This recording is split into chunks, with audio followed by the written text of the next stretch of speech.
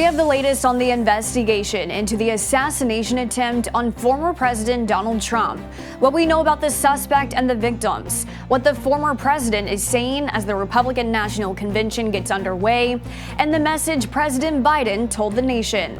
The Morning Rundown starts now. From the Straight Arrow News Studio, bringing the stories that matter to you from across the United States and around the world. This is the Morning Rundown.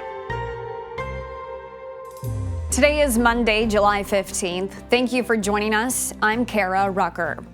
Just 2 days after surviving an assassination attempt, former President Donald Trump is in Milwaukee for the start of the Republican National Convention. In an interview with the New York Post aboard his private plane en route to the RNC on Sunday, Trump says he's supposed to be dead and thanked the Secret Service for taking down the shooter. We have more details on the suspect this morning and the suspicion surrounding security as the attention now turns to how this happened. Here's how it all unfolded Saturday evening. Take a look at what happened.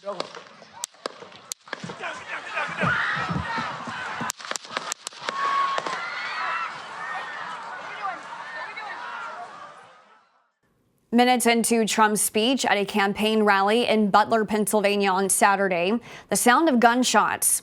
Trump raising his hand to his right ear before lowering to the ground, Secret Service agents rushing in, whisking him off the stage.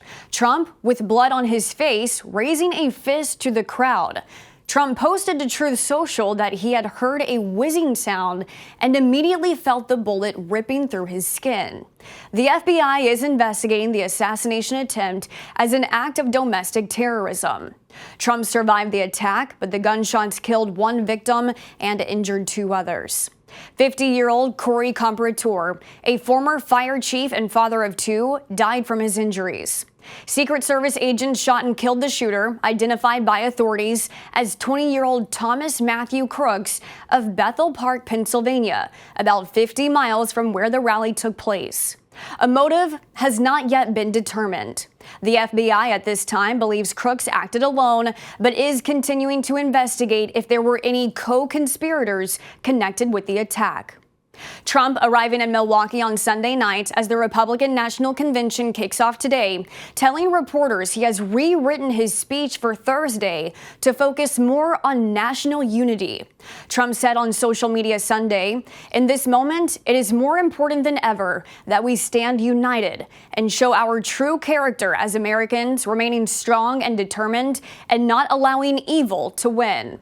President Biden delivered a similar message in a primetime speech from the White House Sunday night, saying it's time to lower the temperature in the country's politics. There's no place in America for this kind of violence, or for any violence ever. Period. No exceptions. We can't allow this violence to be normalized. Biden and Trump spoke on the phone Saturday night, the president saying he's grateful Trump is doing well. Trump described the phone call as very nice. As the FBI continues its investigation into the assassination attempts against the former president, more details about the shooter are being uncovered, yet the motive remains unclear.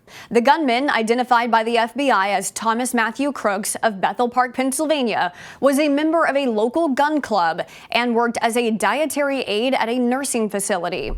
He graduated from a high school in 2022. Classmates described him as a loner and someone who was bullied. Crooks was registered as a Republican voter, though it is being reported he did donate $15 to a Democratic-aligned political action committee on President Biden's inauguration day in 2021. According to investigators, Crooks fired 8 shots from a rooftop about 130 yards away before being taken out by the Secret Service. The FBI is looking into whether he used his father's gun. Law enforcement sources telling news outlets the gun was an AR-15 style rifle that was purchased legally. Authorities say suspicious devices were found in Crooks' car and at his home. The FBI says his family is cooperating with their investigation. The man killed at former President Donald Trump's campaign rally is being remembered as a hero today. Corey Comparator, a 50-year-old former fire chief, was a husband and father of two. Comparator's wife says he dove on top of his family to protect them from the gunshots. Pennsylvania Governor Josh Shapiro describing Comparator as a girl dad who went to church every Sunday, loved his family and his community. Shapiro saying Corey was the best of us. Pennsylvania State Police also identified two other victims injured by the gunfire as 57-year-old David Dutch and 74-year-old James Copenhaver. Police say they are both in stable condition. The Secret Service is now under scrutiny following the assassination attempt. While the former president is praising agents for their quick action, questions are being raised. The biggest, how the shooter was able to get on top of a roof less than 500 feet from the former president.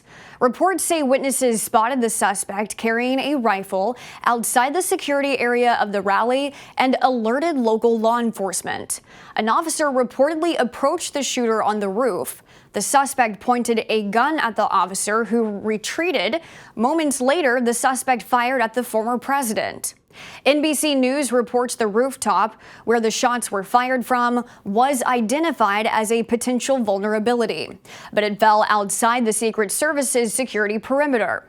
The agency designated that building to be under the jurisdiction of local law enforcement, which the agency's spokesman said is not uncommon. President Biden has directed an independent review of the security measures taken before and after the assassination attempt and has called for a review of security measures being taken at this week's Republican National Convention. Leaders from all parts of the world are sending their best wishes to the former president after the close call on his life. And in addition, Republican lawmakers are joined by Democrats, some that are even thought of as Trump's most staunch political rivals, all condemning the violence.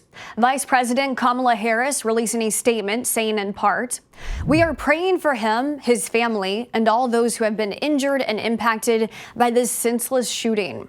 Violence such as this has no place in our nation. We must all condemn this abhorrent act and do our part to ensure that it does not lead to more violence." Former Democratic House Speaker Nancy Pelosi taking to X saying, "As one whose family has been the victim of political violence, I know firsthand that political violence of any kind has no place in our society," referring to the 2022 attack on her husband. Democratic Senate Majority Leader Chuck Schumer also condemning the act, saying in a statement he was horrified by the shooting and said political violence has no place in our country. Pennsylvania's Democratic governor echoing that sentiment in a post on X, saying violence targeted at any political party or political leader is absolutely unacceptable. It has no place in Pennsylvania or the United States. Former Presidents Barack Obama and George W. Bush, as well as Trump's former Vice President Mike Pence, also made statements wishing Trump well and denouncing the violence. Finally, this morning, in the wake of the assassination attempt on former President Trump, the Republican National Convention will kick off today in Milwaukee, where Trump will officially accept the party's nomination. Organizers releasing the list of speakers over the weekend. The list includes Florida Governor Ron DeSantis and former UN Ambassador Nikki Haley, two of Trump's former rivals for the nomination. Top contenders to be Trump's running mate will also speak: Florida Senator Marco Rubio, Ohio Senator J.D. Vance, and North Dakota Governor Doug Burgum, as well as former Fox News host Tucker Carlson, model and rapper Amber Rose, and UFC CEO Dana White. The schedule also includes former White House trade advisor Peter Navarro, who is currently in jail on contempt of Congress charges. Navarro is said to be released from a Miami prison on Wednesday. A notable name not set to speak at the convention is former First Lady Melania Trump, who has spoken at the previous two conventions. She will be in attendance. Other Trump family members, including Trump's oldest sons, Donald Trump Jr. and Eric Trump, are also slated to speak. These are your top stories for this Monday. We'll see you back here tomorrow. Until then, I'm Kara Rucker. Have a great day.